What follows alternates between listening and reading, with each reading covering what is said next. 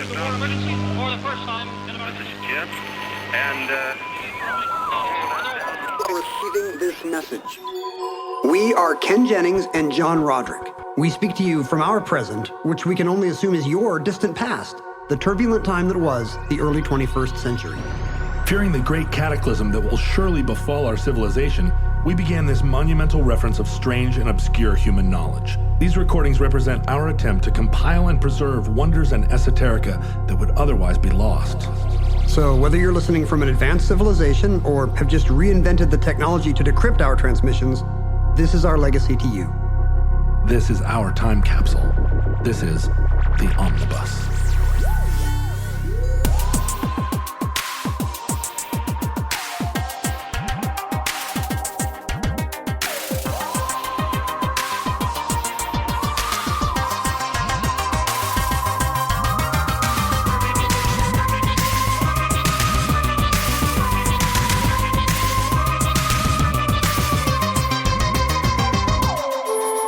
You have accessed entry 211.PR2306, certificate number 6594. The Cheesesteak War. What's up, Doug? 2 Whiz, please. Can I get one of them wrapped up to go, please? Which one? Have you visited the great city of Philadelphia? I have been to Philadelphia twice. I am not in West Philadelphia, born and raised. No, clearly not. But I was there for an event at UPenn and again speaking at a thing. So I've done a day out of Philadelphia tourism. How do you feel about the song Philadelphia Freedom by Elton John? It's about Billie Jean King. Is that true? I think. Am I just making that up? Shoot. I don't know. When I hear a catchy pop song on the radio, here's what I do. I think, what lesbian is this probably about? Right. It's always going to be something. And then I just guess, is it Ellen? Is it Gertrude Stein? What about You're So Vain? What lesbian famous person is that about? You're So Vain is about Tallulah Bankhead. Oh, Tallulah Bankhead. Yeah, a lot of people don't know that. Well, Philadelphia, Have you spent time there? I have quite a bit, yeah. It's a big rock and roll town. Have you run up the steps at the museum? I have. And did you pump your hands in the air like Rocky? No, I didn't do that. I'm not like a Rocky super fan. I ran up the stairs at the Philadelphia Art Museum because I needed to get up there faster. I just sprinted up the stairs because it was really urgent that I needed to see the art. I was down at the bottom. There was somebody at the top waiting for me. I ran up the stairs. They were like, "You did it! You ran up the stairs!" And I was like, "I just was trying to get up the stairs fast." I just wanted to see the art. Yeah, if there's like paintings with bowls of fruit and stuff, don't stand in my way because I am just going to make a beeline for the quickest door that gets me into those paintings. I have a good friend whose wife is a descendant of Rocky Balboa. Is descendant from a very prominent Philadelphia family, and they have a wing of the museum where her family's private art collection is now on display. Wow. And I'm friends with her, and she's a delightful person, and so we were visiting the museum in order to see her aunts and uncles like Monets and Manets. I'm always impressed when people do that because here's what it says. They used to have these one-of-a-kind $1 million items in their house. Yeah. And they were just like, I don't need this in my house. Like they just Marie Kondo and all that stuff just into a building across town and let everyone see it. A+, good job, rich people. Yeah, that's, rich people, sometimes they really, I think there were some tax liabilities. I think it was hard. Oh, is that true? Yeah, I think it was hard to just have like your $20 million painting over the fireplace. It was assessed, maybe. like when they do your property taxes, the guy's like, "Is that a real Matisse?" Yeah. Oh, and he's got a checkbox for that. Real Matisse X. Yeah, the message of the show, as always, is that rich people are great and are always doing us solid. If it weren't for rich people, what would the rest of us do? But Philadelphia has always I've played there in every band I've ever been on been in that's toured, and Philadelphia has has a remarkable appeal. Kind of, it's a gritty town, grittier than New York or a lot of cities on the East Coast. That's because that's where Gritty is from. It's where Gritty is from. That's why he's called Gritty. It's his titular adjective. And you're old enough to remember the American Bicentennial. Maybe that's what Philadelphia Freedom is about. Maybe it's not about any lesbians. It's about tall clipper ships. Philadelphia Freedom came out certainly during that during that time, right? Isn't it a 1976 song? I think of it as being very bicentennial oriented. That was really a peak for Philadelphia. The mid-'70s were when everything was all about Philadelphia. It was. Think about the 76ers. I mean, their basketball team is named after, not the bicentennial, after the 1776. You were gonna say, Dr. J was such a fan of the bicentennial. He's like, oh, those tall ships. They're so tall. But if you think about their logo, it's very much a sort of bicentennial graphic. And that was much smarter. Like San Francisco named a team after 49ers, which was, that would be like Seattle naming a team after Amazon tech people. Like they named their whole team after like people that toothless old men who flooded in, mobbed their area. Ruined everything, failed, and left a year later.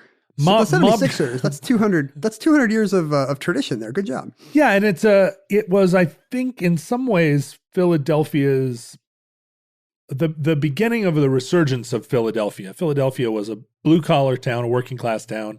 After World War II, fell into a kind of precipitous decline and maybe kind of risked becoming one of those blown out American cities that as the port saw less and less traffic, it just became a sort of Detroit of the East.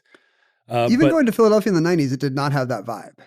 No, and I think the recognition that Philadelphia played such a major role in the early days of the United States and the Rocky films, the original Constitutional Congress, they got the bell, they got the hall, they got the mint.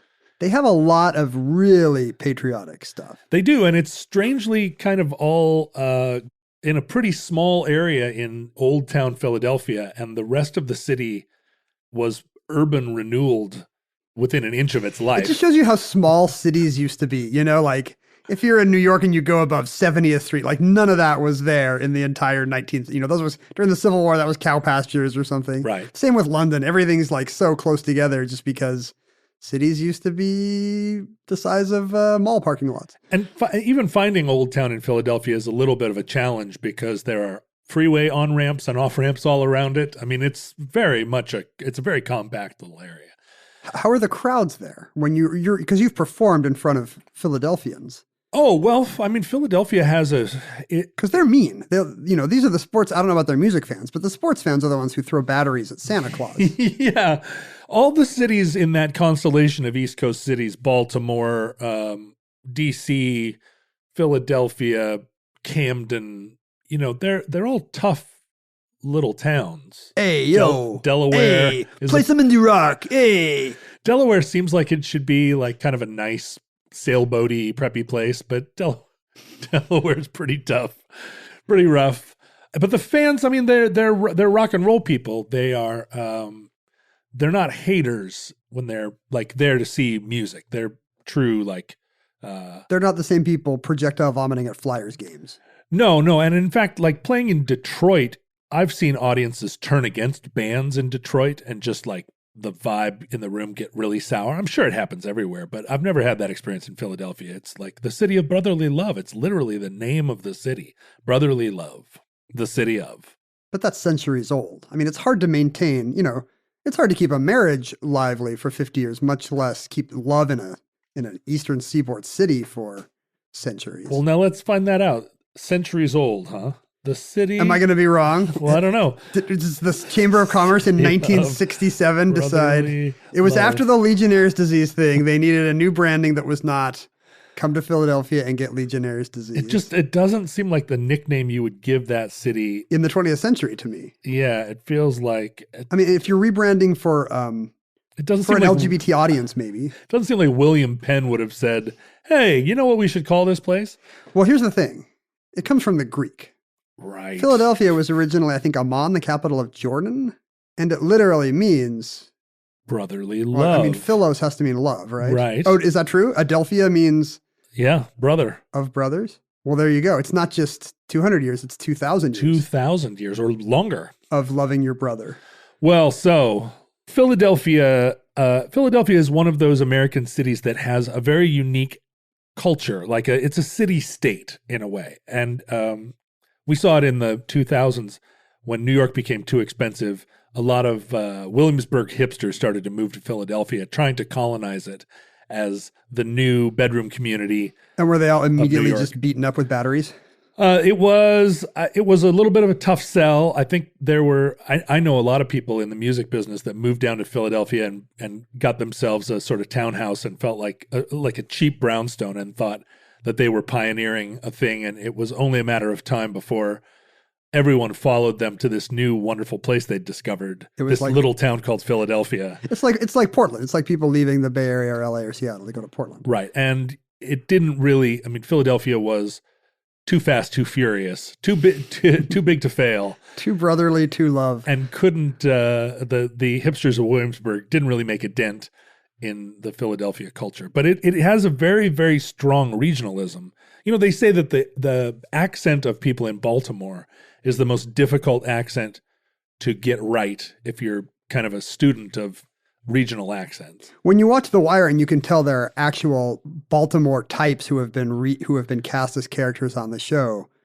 Yeah, like you're like, I thought I could handle Eastern U.S. dialect or African American vernacular English, but I have no idea what Snoop is saying. Like It's literally 10 square miles where it's a whole different language. And Philadelphia has a very similar sort of super concentrated culture. And we don't know this, by the way, in the West Coast. Like, I'm very insulated from those little regional city cultures growing up out here. Like, I didn't know people in Pittsburgh said yins for you until just a few years ago. And it blew my mind that they had just invented a pronoun and me here on the West Coast had not been notified. Yeah. Do you think if you were talking to someone from San Francisco, you would be able to tell by the way they spoke that they were from San Francisco? Yeah, we don't really have it. Maybe because the distances are bigger. I did see Jay Inslee, the governor of Washington in our time, is contemplating a run for the presidency, an important political office of our time. And he was on TV, and I saw a lot of people on Twitter being like, maybe Nate Silver was like, is this how they talk in Washington State? It's kind of like Bay Area meets Minnesota. And so I guess maybe to them, we are just as exotic. Yeah. But I had always thought that Pacific Northwest had some perfectly neutral American accent. But it certainly isn't that the accent changes between Bellingham and Tacoma. Exactly. And that does happen, and it's very true on the East Coast. Philadelphia, it was a melting pot city, just like most of the cities on the East Coast.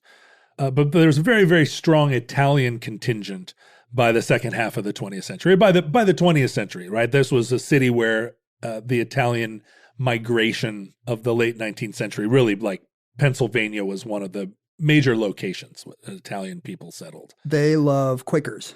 They're sitting in Sicily and they're like, there's not enough Quakers here. Yeah, Where that's right. Go? They said brotherly love is what we're about. Where do we go? We don't want to go we've been to York. It's no good. Mamma mia, l'amore di fratelli. So, and particularly like the dock working culture of Philadelphia, and there was a strong Irish migration there. There was a vibrant Jewish community. I mean, it's a melting pot city. Yeah, I thought Mick from the Rocky movies was Irish, but then when they show his funeral, he's Jewish. Yeah. That's how I know there's an Irish and a Jewish community there, because Mick somehow straddles both. Yeah, that's right. Well, Mick was short for Mickelstein. Like an idiot, I thought he was like Michael O. Moskowitz, but no. So the Italian and Catholic influence in Philadelphia, and in Pittsburgh. I mean, Pittsburgh was a mining town. Philadelphia was a seaport. Mm-hmm. And it contributed to this regionalism, this sort of insular and self-recapitulating culture there. And one of the ways in which that manifests itself was in the local cuisine. And you don't really think of Philadelphia when you think of cuisine. I think of them when I think of cream cheese. That's right. It's right there in the name. Do you remember there used to be this Philadelphia cream cheese commercial where they would show cream cheese being lavished in slow motion on a bagel, and then they started playing "Start Spreading the News"? No, it was incredibly annoying to me because that's New York, New York. Yeah, a different city altogether, and it should not be in a Philadelphia cream cheese commercial. No, but there are other Philadelphia foods besides. Name some other Philadelphia foods. Cream cheese, right? 6 raw eggs in a glass every morning. That's the only thing Rocky eats. I'm glad that Rocky is your one door into Philadelphia. There is also Will Smith. Okay, that's right. You've quoted him already in this show. And that's about That's it. Rocky and the Fresh Prince. There's the AIDS movie, but I don't remember much cuisine in the Tom Hanks movie, Philadelphia. That does. It's called Philadelphia, isn't it? Or the Philadelphia Project? The Philadelphia Project. Denzel Washington is like, I have a project. I'm going to get this guy acquitted. What are the great? Wait, first of all, are there other Philadelphia cultural points that I'm missing? Who are the great Philadelphia musicians? Well, actually, the Philly sound is one of the great sort of soul music, sounds of the AM radio era. Hall & Oates are from Philadelphia. I mean, isn't there even there's some kind of team named for Philadelphia soul music, the Philadelphia Soul Play Arena Football. There you go. So not only did they give us all that amazing soul music, they gave us an indoor football team. It's strange because it really is America's, I mean, we think of Chicago as America's second city, but on the East Coast, Philadelphia is a companion and a competitor with New York City in a way that that the New York-Boston rivalry is so ingrained, but Boston only has about 700,000 people. Boston is about the same size as Seattle, whereas Philadelphia is twice as big. People in Boston are just loud and disagreeable enough for a city 3 times the size. That's right. And Boston is an outlier geographically, right? There's very little, there are no big cities north of Boston. So Boston is one bookend of the American East Coast. Philadelphia is right in the heart of it. And so it's a city there's a lot of through traffic. And it's got the legacy of when it was the largest city. I mean, at the time of the first U.S. Census, New York and Philadelphia were essentially the same size. Right. They were the big cities. And before that, Philadelphia probably bigger. So they've still got that cultural legacy. So a lot of the things that we think of about New York, the Irish and the Jews and the Italians colliding culturally, the mafia on the waterfront, all of these sort of American identity bubbles or stories that we think of as making up the story of the United States. That was all happening also in Philadelphia and in just like on a 60% scale. Well, in a lot of ways, maybe even more. It was even more true in Philadelphia than in New York. It's just that New York got to tell the story of itself in a way that Philadelphia didn't. It wasn't also an entertainment hub or didn't have a Broadway that it could lionize its own history in the same way that New York did. And that's why we don't know the stories. That's why we don't know the stories as well. Yeah. But it was true of Philadelphia, and the Philadelphia stories have percolated into the American experience in ways that we maybe often think of it as coming from New York, but it really also, or maybe even more so, came from Philadelphia. And one of those is the story of Italian food. A lot of Italians coming into the United States were trying to, like every immigrant group, trying to cobble together a living, trying to figure out a way to take what they knew back in the old country and revise it for their new home. Italians were famous stonemasons. They often were employed building churches, it's why so many East Coast cities have such beautiful stone architecture from that period, because labor was cheap and artisans were very skilled. But there's always a place for an immigrant family to make a living selling food. Food is universal, and everybody comes to their new country with some of their old food traditions. And I wonder how long it takes for the people who are already there to catch on. Sometimes it takes decades or longer for anybody to come out from outside the neighborhood to come in and be like, they've got this thing called pizza. I mean, at first they're doing it just for them. It is a progression. And throughout the East, from Portland, Maine, all the way down to Virginia, the hoagie sandwich, the hero, the submarine sandwich, sort of generated spontaneously in 10 different locations. That's funny. The universe produced, like, it was just time for the culture needed long sandwiches. Yeah, there was a variety of names. Because it was kind of an amalgam of some Italian traditions, a sort of deli or a cold cut sandwich, antipasti, a long piece of bread. It's portable because it's in the bread, right? So you can take it to your work side, it's cheap and working class. Yeah, and you see the names of the sandwiches kind of derived from the different sort of spawning points of the hero sandwich. So I don't know which name is which place.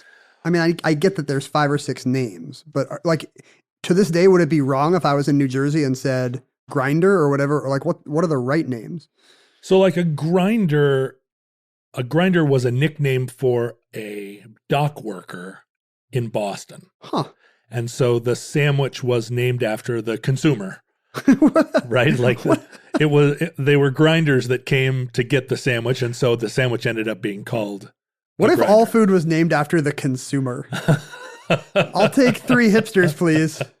Right, the kale coming up. Right, avocado toast.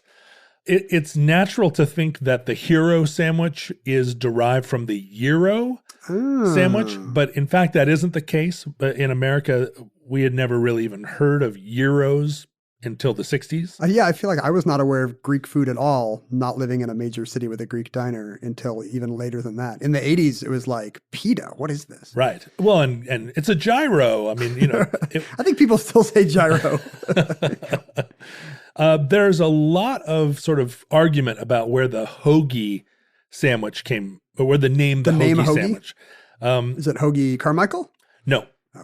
One of the guesses, I think maybe the most popular derivation story is that that there is a shipyard called the Hog Island Shipyard in Philadelphia, and that they were hoggy sandwiches made for the dock workers there on Hog Island, and it got sort of morphed into hoagie. And to this day, hoagie is still a Pennsylvania term for that sandwich. You'd hear that more than sub or whatever. Mm-hmm.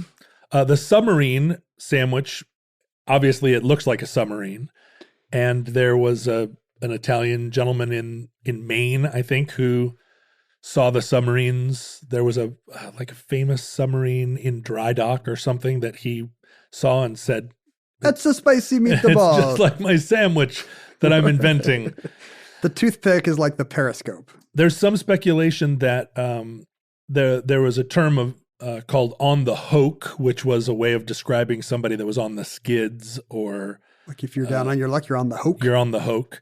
And deli owners in Philadelphia at the time would give this sort of sandwich made out of scraps to hobos that were coming through that were on the hoke, and it ended up being called a hoagie. So hoagie's the mystery one. Yeah, I mean they all have a lot of different origin stories, and every 15 miles there's somebody that claimed to have invented the Italian sandwich. Well, that's what always happens. You get multiple claimants to who the inventor is. Right. And people must genuinely believe this. Like they heard dad or grandpa or uncle Tony or whatever say that we were the ones who came up with it, and it's come down in family lore, but it's come down in 10 different families' lore. Well, and it happens in the case of a lot of great inventions. It's why the Nobel Prize often is awarded to 3 or 4 different people who were working independently. It's a phenomenon where a great idea will spontaneously generate in 3 different places. It's just time for calculus or for a lot of salami on a piece of bread. Right. The theory of evolution, and we end up naming it after somebody, the person that best promulgated it, but not necessarily the first person to think of it. Especially for food, where there's kind of a limited range of what people like. Right. People are already eating salami. People are already eating bread. It's not surprising that somebody would put the salami on the bread.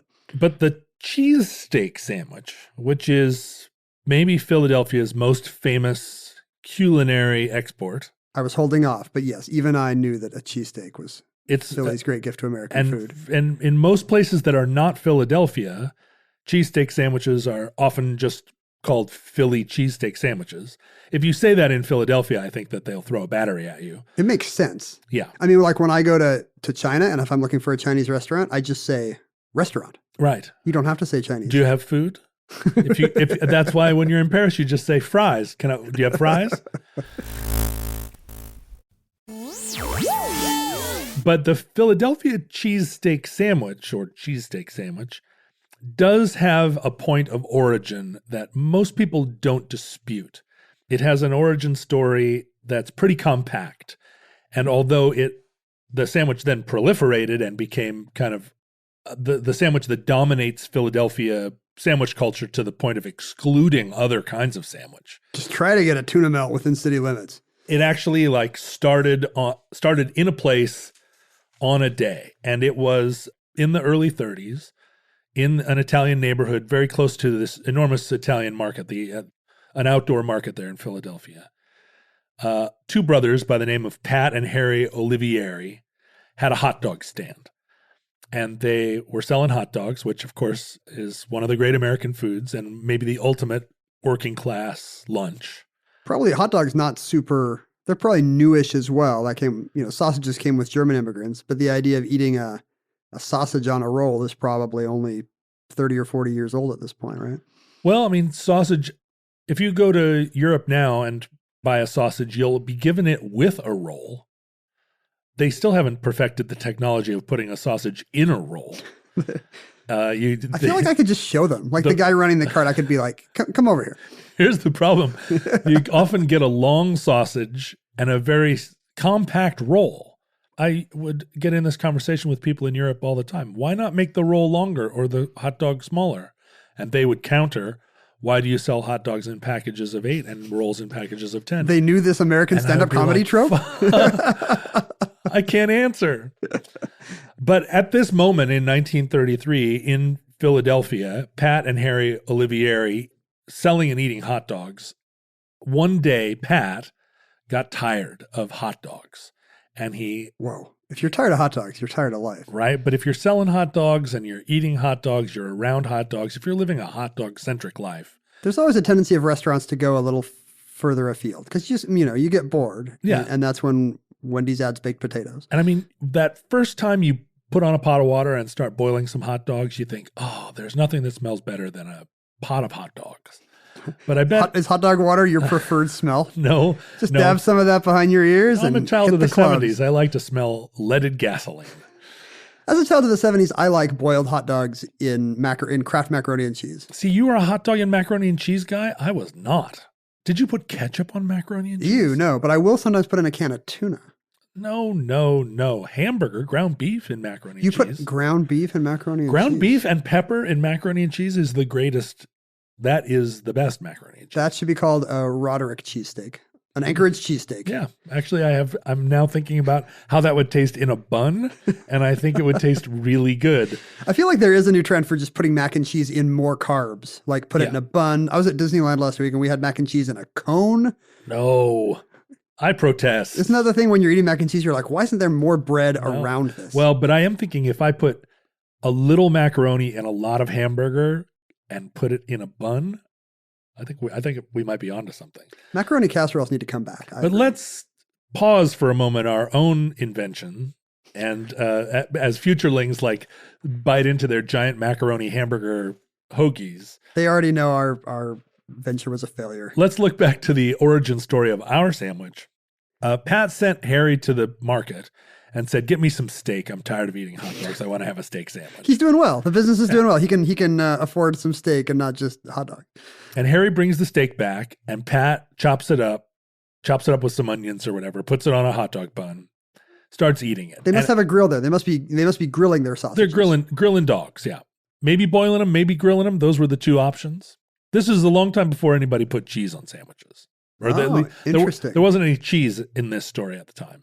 You don't put cheese on a hot dog, that's for sure. I do. I put cheese on every hot dog I have if there's cheese available. I get those weird, gross hot dogs that have cheese in them. Oh, I don't want those.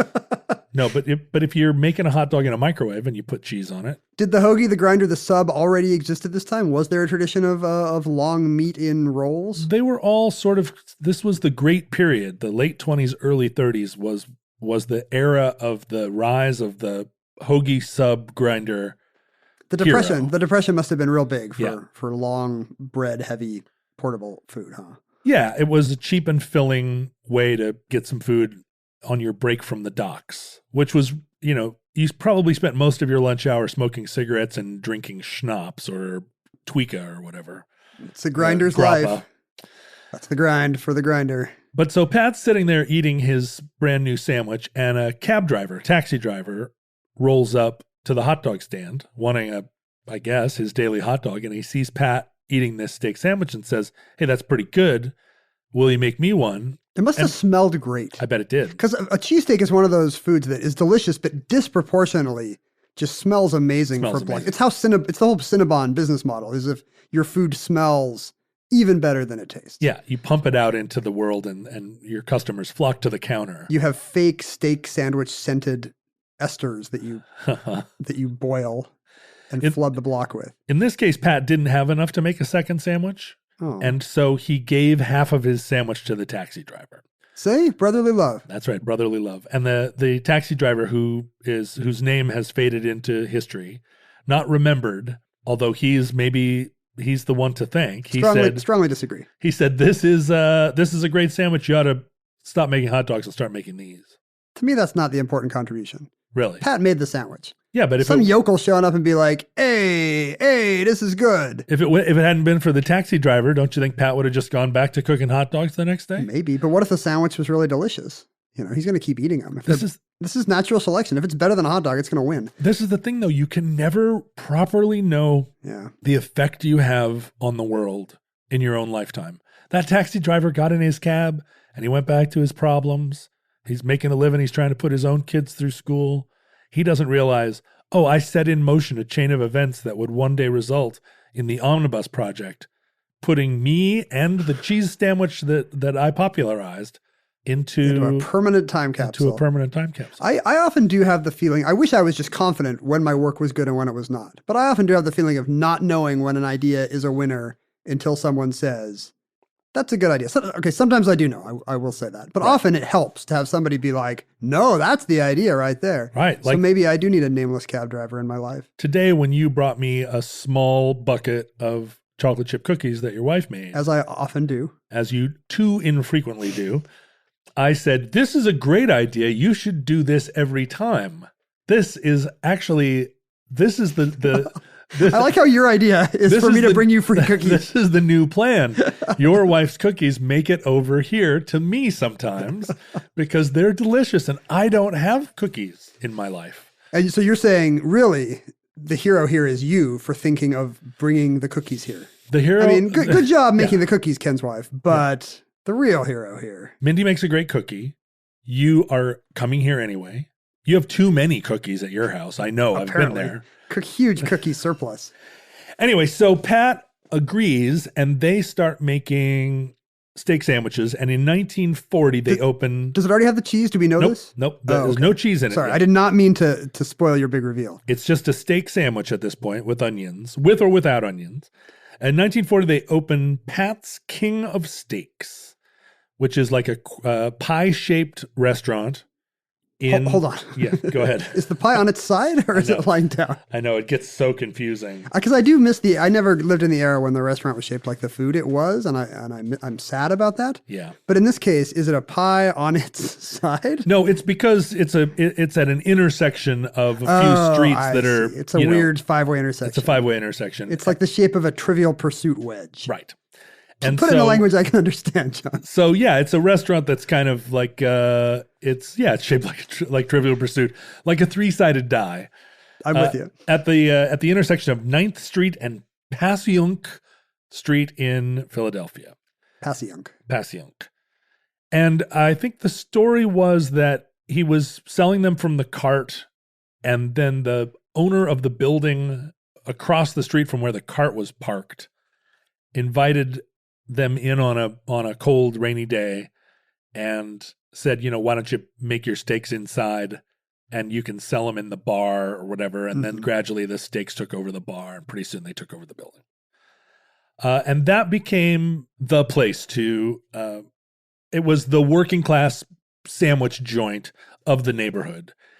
And they used a certain kind of roll that was also made in Philadelphia by a company called the Amoroso Bakery, which had actually started in New Jersey, in Camden, across the river. There's a lot of, I wouldn't say that they were sister cities, but Camden is very integrated into the Philadelphia culture and economy. And so Amoroso's Bakery makes this sort of salted French roll. Mm-hmm. It becomes integral to the sandwich. And then the true innovation, the thing that puts it into outer space of sandwich, is they had a manager that worked there at the sandwich shop whose name was Cocky Joe. Cocky Joe. And Cocky Joe was a drunk. Cocky Joe was a bad manager and a pain in the ass. Was he cocky about it? He was super cocky. Hey, buddy, I'm a drunk. He was. I'll drink more than you. At that time, you could be a cocky drunk and there was a place for you in the culture. Now, cocky drunks are kind of shunned. Yeah, it's sad. It's just, we'll have an intervention when he gets a little less cocky. But Cocky Joe did nothing except one thing, which was he put cheese on the sandwich. Do you think is it one of these stories where it's an accident? Because I love food stories where it's an accident. I don't see how putting cheese on a thing could be an act. I mean, maybe he was walking through the store with a bunch of cheese. And he's stumbling. He's an alcoholic. Right. And whoa! There goes the... Yeah. It's kind of a new thing. We don't put steak on cheese. We don't put cheese on steak much. I mean, today, in a post-cheesesteak world, you got your cheeseburger. Right. There are places in which beef and cheese are combined. It's not in kosher. A pierogi, maybe. It's certainly not kosher. You lose your kosherness right away. Well, think about this. My wife, by the way, used to teach at the Jewish preschool in Salt Lake City where we lived. And they had a cheeseburger on the lunch menu, but they would they didn't have a cheeseburger on the menu, but they would give you a hamburger and you could go down further in line and get a piece of cheese. So they wouldn't do it, but if you wanted to. You could break Talmudic law on your own tray. To preschooler. But they were not going to do it. This is on your head. Well, think about, do you put cheese on chicken? No, I can't think of, chicken and cheese? I mean, you could have like some gross casserole that's based on a Campbell's cream of cheese. Cream of chicken. What do we call that soup? Right.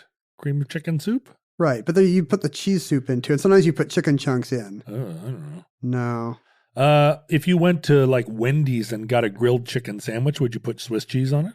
Nowadays, yes. Yes. But chicken and cheese, when you say it together, it doesn't really sound super appetizing, does it? It sounds alliterative. But no, you're not like, the side dish for chicken is cheese. Now, what about... Back then, people used to put cheese on one thing, apple pie. At that time, 100% of Americans' cheese went on apple pie. Do you put cheese on fish? Oh, there was a place by our house that was serving this seafood pasta and in a real cheesy sauce. Yeah. So it would be like shrimp and cheese. Yeah. And I realized, no, there's a reason we mostly don't do that. But you do have like seafood Alfredo. That's true. People eat a creamy sauce is okay. Cream But cheese is very salty and strong, and seafood's a delicate flavor. I think the thing about beef is it's got a robust flavor. It can hold up to salty, pungent cheese. But somehow the cheesification of American food, like we add a lot of cheese. There are whole ad campaigns about how much cheesier these corn chips are than they used to be. Right. 6 months ago, these were a little less cheesy. Now they're extremely cheesy. There is a snack food that advertises itself as the cheesiest. Is it Lucky Charms? No. Is it Triscuits? No. Is it Cheetos? Yes. Isn't it? Or is it Cheez-Its? There's a cracker called Cheez-Its. There is. I don't think other cultures put cheese on things as much as they eat cheese as a separate food, right? If you go to a European country, you will eat some cheese. It's its own course. But you don't just put cheese on everything like we do. I wonder if they think it's weird. Like we took a course of the menu, and then we just pour it. It would be like if taking the soup course and then just pouring the soup all over everything, the sandwich, the fish. And you know what? I actually did that the other day. What kind of soup? No, I was in a sky lounge in some airport, and they had all the different foods arranged, like here's the soup, here's these different courses. And I got their sort of biggest bowl, and I said, all these things just belong together. These are just elements of a stew that you didn't think to make yet. Is this after you took the Ambien? I was a couple Ambien into a long day of flying, and I just put it all in one plate, and I was enormously more gratified. I think that's an American impulse, and it might be it's because we're a melting pot. It might be that Cocky Joe did it. He set the ball in motion. We do have a very cheese-centric culture. I mean, in our era, powered by the fact that the government subsidizes the production of cheese, and so there's a whole industry trying to figure out new things to put more cheese on. And that's a big part of it, and that plays into our story. Oh, is that right? So the first cheese to go on a cheesesteak sandwich was provolone. To this day, not an uncontroversial choice. Right. Like if you go to Philadelphia, they might put provolone on your cheesesteak. Provolone is the cheese of discernment for a cheesesteak sandwich. And you can picture Cocky Joe walking through the restaurant drunk, carrying a big stack of provolone. He trips. Whoops. And a provolone falls on the sandwich, and all of a sudden history was made. You got your chocolate's in my peanut butter. No, your peanut butter's on my chocolate. But by the mid-50s, the Kraft Corporation was working overtime to make cheese foods, cheese that was shelf stable, cheese that you could mass produce, cheese that had a low melting temperature, what we think of as government cheese that was a shelf stable food that you could feed a lot of people with, and it was cheap to manufacture. A lot of research like this going on at the time because, then it can become you can be a military contractor. That's right. You could send it around the world as part of food aid. Yeah. And in this process of working on cheese that had these characteristics, Kraft invented a product called Cheese Whiz. And Kraft didn't spell it Cheese, Whiz. They spelled it Cheez. Is that still spelled like that or not? Yes. It's got two Z's today. Because Cheese Whiz had only a little bit of cheese in it. It had a lot of things that tasted and smelled sort of like cheese, but it was really a kind of creation. And it's not that it's not made of milk products or that it isn't a food, but there are things that make a milk product cheese, and that set of contingencies is not present. I'm looking at the so much in ingredients Cheese Whiz. list now. Whey, milk, canola oil, Yeah. and it very quickly gets into the weeds of 6-syllable foods. Maltodextrin, sodium Yes. phosphate, whey protein concentrate. So it's a way to approximate a cheese-like experience. It's smooth, so it's easy to serve and pour. Right. And you don't have to refrigerate a jar of Cheese Whiz, I believe. Nope. And it's probably much cheaper to produce. You don't have to age anything. You can form it into 50-pound blocks. You can build a home out of it. And also spelling it with the Z makes the intellectual property stronger, by Right. the way. Like cheese with an SE is a descriptive product that anybody can think of.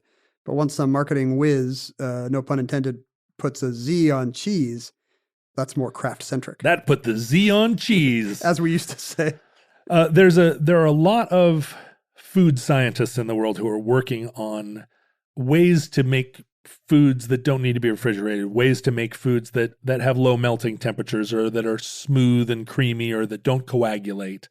That's what I look for in my food. Xanthan gum, for Does instance, coagulate, I will say. Xanthan gum is an industrial food product that was invented in the mid-'60s, actually by a food scientist by the name of Xanth. Aline Jeans.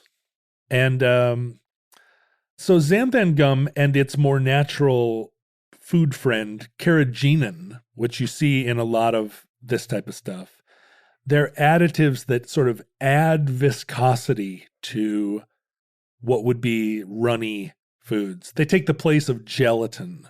Carrageenan is actually made from like seaweed, like a moss that grows in the ocean, and it's an ancient food stabilizer. Xanthan gum is a more modern industrial one. And it simulates a more kind of old-fashioned homemade food experience. If the food was actually made with real food, it would have some kind of, real cheese is thick. Yeah. And so xanthan gum, why? So the rise of Cheese Whiz, Cheese Whiz arrived on the scene, and because Philadelphia is a big cheese-consuming town, they have their own cream cheese, as you mentioned before. They're Italians. They're Italians. They sprinkle cheese on stuff. A guy will come around and ask if you want cheese sprinkled on your stuff. Cheese Whiz ended up in Pat's Steaks. Like instead of provolone to cut costs? No, now you had an option, provolone or Cheese Whiz. Or Whiz. Because the way to make a cheesesteak, you put the thin sliced ribeye on the grill. You either put onions in it or not, depending on whether you want them with onions or not, or as they say, wit or wit out. Oh, that's what you say in line. And then Well, let me ask you this, a little parenthetical. What about peppers? Is that a separate thing if you have a pepper steak, or? Peppers are like a later addition to the recipe. Okay.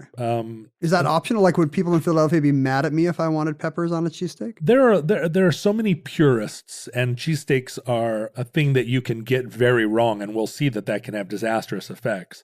If you go into Katz's Deli in New York and order a pastrami sandwich and ask them to put mayonnaise or cheese on it, they will do it, but they will scorn you literally to death. You won't enjoy the sandwich because there will be so much scorn on it. They will sick a golem on your family. Yeah. Well, no, the guys that are making the sandwich are all from the Dominican Republic, so they don't have powers to animate golems. But they will. They can scorn you for putting mayonnaise on a pastrami sandwich. Is there not a supervisor who can handle the golem problem? Last time I saw an actual Jewish person working at Katz's Deli was in the early 90s.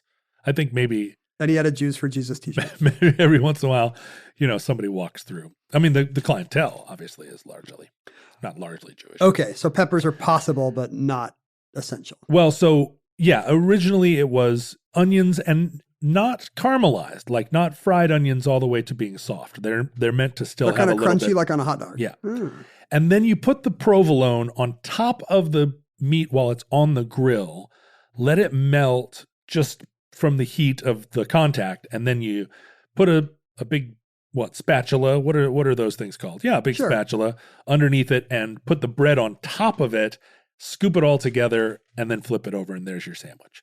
But with Cheese Whiz, you can get a much more melted cheese experience, a cheese that permeates the whole sandwich. You can cook the sandwich as usual, flip it over into the bread, and then just fill it with cheese. And it's a very piquant cheese as well. The production line is easier because you can just drizzle on the cheese at the end. Right. You don't have to worry about melting. Also, within the canon is you can use like American sharp, basically like those American cheese squares. Like you'd have on a cheeseburger. Yeah, like white colored American sharp cheese. And these play such a large role in the cheesesteak construction and the cheesesteak universe. Community. That to this day, the city of Philadelphia accounts for 1/4 of all Cheese Whiz consumption. The Kraft company sells 25% of its Cheese Whiz just within the city of Philadelphia. And it's almost all going on cheesesteaks. Well, I'm guessing 98%. And 50% of Kraft's American white cheese slices are sold within Philadelphia city limits. And those aren't even, I saw some survey where Philadelphians were asked what the correct cheese is. And to this day, provolone is more popular than American or Whiz. And yet they're all doing big business, apparently. They're all going like gangbusters. There are a lot more uses for provolone, I guess. When I get a cheesesteak sandwich, I get provolone. Cheese Whiz is too, it has too many uncomfortable memories with from my childhood when my mother was newly divorced, very poor, and we were eating government cheese. You don't need those memories in your sandwich? I don't need it, no. I am very suspicious of processed foods like that, and maybe I shouldn't be, because I'm sure they've been engineered to taste great, or they would change the recipe. But I always do find myself, it's a culture-wide problem. There's hardly any fast food chains left in the city limits of Seattle, because rents are high, and people would rather go pay $13 for a fancy schmancy burger. Right. Well, so the cheesesteak story of Philadelphia starts to get more and more contentious as time goes on, because of course it's a rough and tumble food in a rough and tumble city, and our natural inclination to take sides, to become part of a team, to think that your team is better than others, your neighborhood is better than others. The cheesesteak sandwich starts to get roped into and wrapped up in neighborhood rivalries. There's a steak restaurant called Jim's Steaks, which is across town. Not like a competitor for daily business, because these are still restaurants that are serving the community that are immediately around them. It's a different part of town. But the idea that your cheesesteak was a symbol of your neighborhood was introduced a long time before. And Jim's Steaks were sort of rivals to Pat's Steaks in this sort of burgeoning steak culture, but it hadn't yet gone viral, caught fire nationwide. And it wasn't until this moment in time, which we've been foreshadowing through the whole show, the U.S. Bicentennial, 1976. Oh, is that what puts cheesesteak on the national stage? Two things happened. One of them was all our national attention was turned to Philadelphia, because we were celebrating a lot of events that happened there, and your favorite movie, Rocky. And in the course of the film Rocky, his manager, Tony Gazzo, takes him to get a cheesesteak sandwich at Pat's. Oh, they go to Pat's. Okay. And at the time, Pat retold the story. Stallone showed up, an unknown, said, "We want to make a movie here. We want to film at Pat's, but we're going to have to close you down." And Pat said, well, if we're going to be closed for a day while you make your movie, you have to pay me the amount of money that I would have made selling cheesesteaks today. And Stallone agreed, bought him out for a day, and they filmed at Pat's. Fair is fair. Fair is fair. Well, backtracking a little bit, in 1966, 10 years before, a guy by the name of Joey Vento opened a cheesesteak restaurant across the street from Pat's. Well, that's kind of a shot across his bow, if Pat's is kind of the legendary founder of this. Yeah, but it's still a very Italian, very dock worker-centric neighborhood. And Joey's a guy that had a legitimate claim to being a sandwich maker, too. His grandfather also was selling hot dogs from a cart. So it would just be like seeing two coffee shops. Yeah, two coffee Nobody shops thinks across the anything street. of it. People already know that this intersection of 9th and Passyunk is where you go to get a cheesesteak, and he opens up across the street. Now, I'm sure that Pat, by this point, Pat had moved on. There was some family dispute, and Pat moved to Southern California. But Pat's restaurant was being run by Frank Olivieri, who is Pat's nephew. And Joey Vento shows up, opens Gino's, starts selling cheesesteaks. Frank, I'm sure, scoffs at the competitor, but they're sort of across the street from one another, friendly competitors, until Rocky. And when Rocky goes to Pat's and all this attention, this national attention is suddenly directed at Philadelphia culture, the cheesesteak sandwich as part of Philadelphia culture, Joey Vento decides that he needs to step up his marketing a little bit and try to direct some of the traffic that's showing up at Pat's over across the street to Gino's. So Gino's starts to have big signs that say things like, they invented the cheesesteak, but we perfected it. Or they're the king of cheesesteaks, but we're the ace of cheesesteaks, and ace beats kings. This was kind of uncommon. You see it a lot today, but just 20 or 30 years ago, it was very rare for advertising to mention the competitor. Like, it was always a big deal when Pepsi would actually show a Coke in their commercial, or, nowadays, all these brands are just fighting on Twitter all the time. Like, I'm sure McDonald's has tweeted about Burger King 3 times in the last 10 minutes. But before, it was always like, no, it's not gentlemanly to mention your competition. Right, and so Gino's is really going for the jugular. That was what was so fun about Gino's. Joey was a real showman, and he made it very personal. And the Olivieris were able to kind of keep some semblance of the high ground and deny that it was really affecting them. And, they would claim like, well, we sell 10 cheesesteaks to every one that he sells. So it's not really that big of a deal. Coke doesn't have to mention Pepsi. Avis is the only one that has to mention hers. Joey erected big neon signs. He made Gino's look like a Times Square style, like really flashy, blingy place. Pat's was more subdued, looked like what it is, a sort of 100-year-old.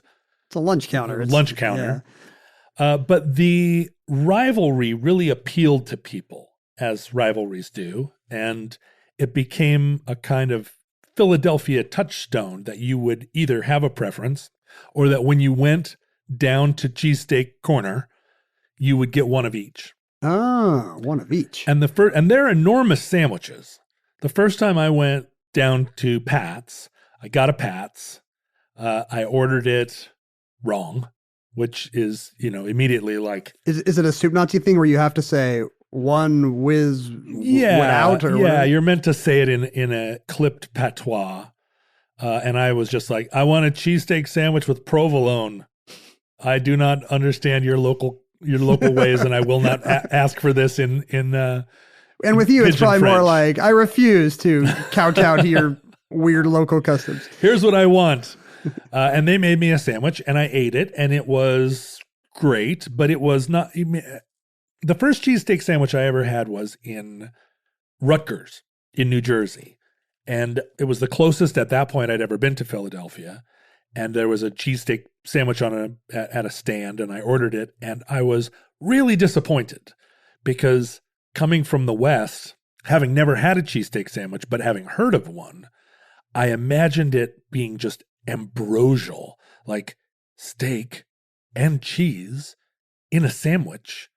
I love all three of those things. This is going to be a transformative meal for me. And what it is it's a burned, salty, like grease pile in a bun. It is often very greasy. Does it have to be? It the doesn't thing have is, to it's be. not meant to be. Yeah. In fact, the one of the defining characteristics of a properly made cheesesteak is that there's not a ton of oil involved in the process. But you often see them where they're made in a way that where they're a total gut bomb. But I went and had a Pat's and then went across the street and had a Geno's, and eating 2 full-size cheesesteak sandwiches within the space of a half an hour, it's a truly bad thing to do to yourself. It created in me. You must have known. Oh, absolutely. I was thrilled to then get back into the tour bus and inflict my agony on everyone else in the truck or in the bus for the rest of the night. But this war escalated until it was the subject of magazine profiles and television interviews. It was something that started to characterize the city of Philadelphia. And Philadelphians would have to have a preference. It wasn't good enough to just go where the line was shorter. And both the proprietors of Geno's and Pat's, they're clever and, wry, and had lots and lots of great lines about one another, about who made the better sandwich, how the other guy was a fake and a fraud. And was it kayfabe, like in wrestling parlance? Like, did they actually get along? And were they doing a bit? Or did they genuinely, was it a real war? It was only revealed many years later. Like they appeared on the Dr. Phil program in 1999. Dr. Phil was trying to resolve this bitter feud, and it's like sending Dennis Rodman to North Korea. and apparently they came on the show. They tried one another's sandwiches for the first time ever, and both unscripted, spontaneously spit out their first bite as inedible. But it was years later that after the old guard died, that it was revealed that they had been friends all along, and in fact, family members of both operations lived in the same building in Philadelphia. So they were not only friends, like drinking friends, their wives were friends, but they lived together in the same building. So the feud was revealed to be just a marketing stunt. Wow. And it kind of... I guess a rising tide lifts all cheesesteaks. Well, I think the revelation that it was a fraud actually put a lot of magazine writers out of business, because it was just one fewer thing that you could write a think piece on. 2 nearby restaurants get along fine and serve similar food. Well, is there a political difference between the two shops? Because I know lots of media coverage about Geno's recently, or in the last 10 years or so, has centered on the legacy of Joey Vento. Right. He was a typical not super sensitive Italian guy of his generation. He passed away and left the restaurant to his nice gay son, who is now left with all these speak English dickhead signs or whatever. So he did. Joey did put up a sign in the store that said, if you're ordering, and it had, predictably, an eagle and an American flag flying in the background. And it said, when ordering your sandwich, speak English. And when challenged on this by the local media, he said, if you come up and order in a language other than English, you're just going to get a bun with Cheese Whiz on it. Wow.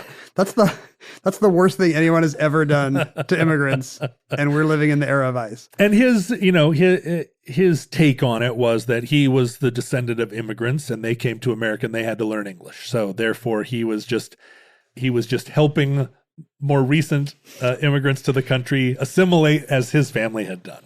There was another sign that said, "Press 1 for English, press 2 for deportation." Yeah. Seems a little much. What had happened? I would never press 2, honestly. What happened was, in that area, that Italian part of Philadelphia, gradually it became less and less Italian and more an immigrant neighborhood, and specifically like people coming from Mexico and Central America. So he was like every great immigrant story. At a certain point, you turn your crosshairs on the new guys. Here's the year before which it was okay to be an immigrant, and it became a civil rights issue in Philadelphia, and it was taken before their civil rights commission. Oh, like whether this signage is in violation of some kind of municipal law. That's right, and it was a news storm there in Philadelphia, and it was eventually they decided that they couldn't enforce it as a civil rights violation, and he was adamant that the sign would stay up regardless. This was the hill he wanted to die on. This speak English sign.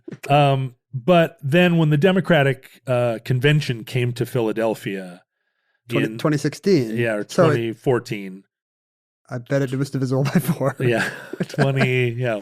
Yeah, no, I think it was the year of Trump. So immigration is increasingly a hot button issue and a signifier for a certain kind of, it's kind of loyalty oath. Right. This sign just very quietly went away. Wasn't there one day.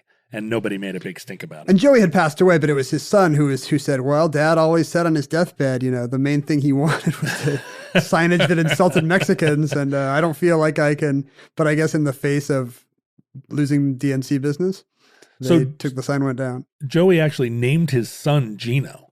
After the shop? After the shop. Wow. How'd you like to be named after a cheesesteak shop? Because, I think he wanted it to be called Joey's, and he couldn't name it Joey's because there was a Joey's already. Oh. And he tried to name it Gino's, Gino, and there was a Gino's, so he named it Geno and then named his son Gino's. I just assumed the shop was named for the son. No, the other way around.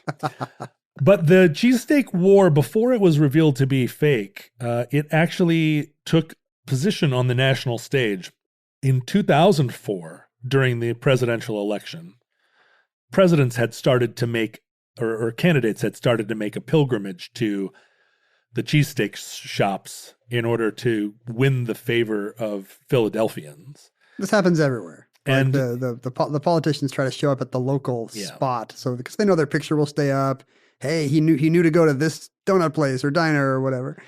When Bill Clinton went by, he was there with the local congressman, and the congressman gave him all the coaching, like don't sit down to eat the sandwich. You have to stand up. You have to tuck your tie into your shirt. You have to lean forward. There's a certain posture that a local takes when biting into you can't eat it with a knife and fork. Teaching Bill Clinton how to eat fast food seems like Coles to Newcastle. Right, it does. But in this case, like Clinton made a point to describe it later during a big fundraising speech he gave where he was like, I went to the cheesesteak place and they taught me how to eat it and you got to lean forward. And it became like another one of his sort of good old boy stop-bys. That's a solid Bill Clinton. Thanks very much. But then in 2004, during the campaign between George Walker Bush, G.W. Bush, and John Kerry. That's a guy who won't know how to eat a cheesesteak, I'll wager. And here was the problem. George Bush showed up and ordered it in the proper parlance and ate it like the good old boy that he purported to be. Mm-hmm. But John Kerry was not, his handlers did not prep him for this event. And he... Like the one thing I can imagine about John Kerry is that he does not know how to order and eat a cheesesteak. And he ordered it with Swiss cheese, which... They even have that on the menu? They don't have. And and it was just like ordering mayonnaise on your pastrami sandwich at Katz's. Like everyone standing around went, oh, major gaffe. And then he proceeded to... He ended up doing it all wrong. He ended up having lettuce and tomato on it. He sat down. He sat down to eat it. I think he wanted it on a plate. Like all these things that John Kerry did that really fed in to the narrative that he was an effete Northeastern rich guy out of touch with the regular. Are we thinking he might have won Ohio and thereby the presidency if he had just ordered his damn cheesesteak right? Well, it became a major news story. And pundits in the region said, well, he just lost all of Pennsylvania because he proved that he isn't a man of the people. And George Bush, who's, grew up in Kennebunkport with a silver football helmet on, was apparently, because he ordered it with Whiz, it further cemented his position as like America's drunk nephew. That was always a political dichotomy you could count on. And now it's really turned on its head by the fact that the biggest kicking rural idiots in America just want this guy who eats pizza with a knife and fork. Right. Apparently, Trump also has eaten a cheesesteak with a knife and fork. Oh. But no one cares because making America great again. Yeah. But Kerry, this was like Dukakis driving the tank. Kerry's failure to navigate all the tricks and turns of the Philadelphia cheesesteak cost him the election. I mean, the rock and roller cola wars were tough to live through, but at least they never, changed who was in the White House. And that concludes the Cheesesteak War. Entry 211.PR2306, certificate number 6594, in the omnibus.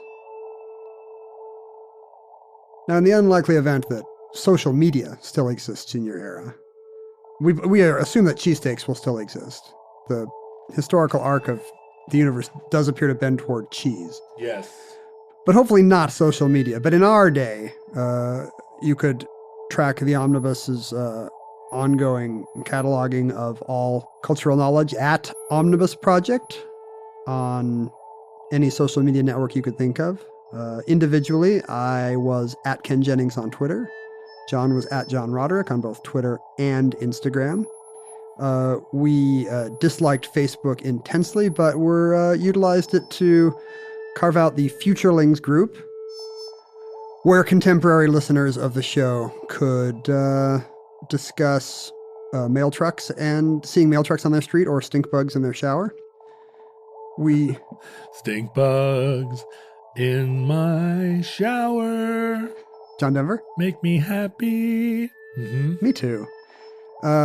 People could send us digital communication using email at our new email address, theomnibusproject@gmail.com. I think back in the early days of the Omnibus, we were omnibusproject@gmail.com, but in the interim, somebody has snapped that up. But bad news for them, we are now the Genos of the... Are you sure we don't own it? We just forgot the...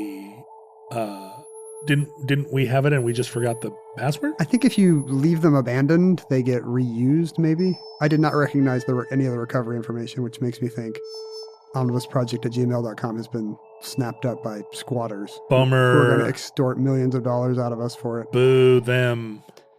But we'll be the Genos of this battle. We are theomnibusproject@gmail.com. People who had physical artifacts to email us would take advantage of any kind of messenger or courier service to get them to the Omnibus Project, P.O. Box 55744, Shoreline, Washington 98155. Today we got a copy of the Dialogues of Plato from a woman who had stolen it from a Reed College library in 1986. Thank you so much for that. And after we did our show about extremely overdue library books, she decided to get it off her conscience by making it our problem. Yeah.